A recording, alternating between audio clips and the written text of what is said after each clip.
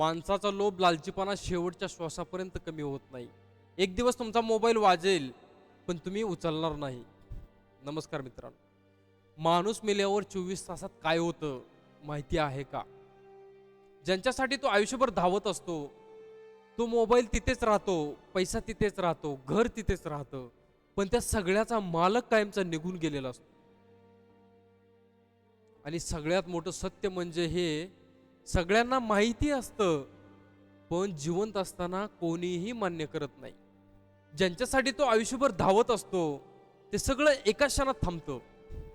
श्वास थांबतो, हृदय शांत होतं आणि काही मिनिटात शरीर थंड व्हायला लागतं. ज्यांच्या नावाने घर चालत होतं, त्यांचं नाव अचानक आठवणीत बदलायला लागतं. काल ज्यांच्यासाठी लोक उभे राहत होते, आज त्यांच्यासाठी लोक शांत उभे असतात.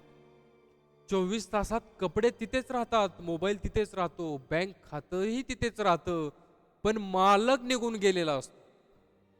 पण जिवंत असताना कोणी त्याचा विचार करत नाही. फक्त 1-2 फूट जागेसाठी माणूस माणसाच्या जीवावर उठतो. गरिबांना पायदळी तुडवलं जातं, दुसऱ्यांचा हक्क हिसकावला जातो, कारण अजून हवं असतं. आणि हा लोभ शेवटच्या श्वासापर्यंत कमी होत नाही. जे करायला नको तेच माणूस पैशासाठी करत असतो. संपूर्ण आयुष्य जातं पैसा कमावण्यात, पण सुखाची झोप मात्र मिळत नाही.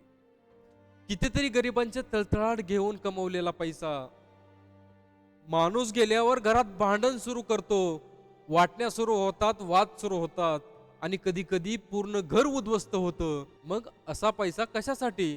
ज्यामुळे घर तुटत असेल, नाती तुटत असतील, मन तुटत असतील. पैसा कमवा, पण जगण्यापुरता कमवा.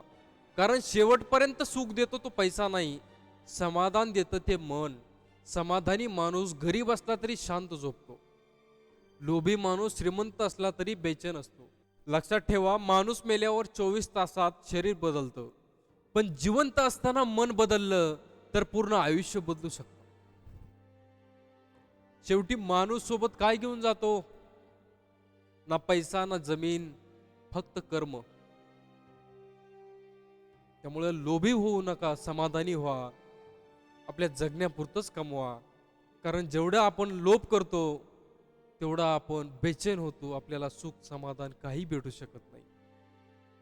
धन्यवाद मित्रांनो. व्हिडिओ आवडला असेल तर व्हिडिओला लाईक करा, शेअर करा, कमेंट करून सांगा व्हिडिओ कसा वाटला आणि या विषयाबद्दल तुमचं मत काय आहे हे कमेंटमध्ये नक्की सांगा मित्रांनो. आणि या चॅनलवरती जर नवीन असाल तर सबस्क्राईब करायला विसरू नका.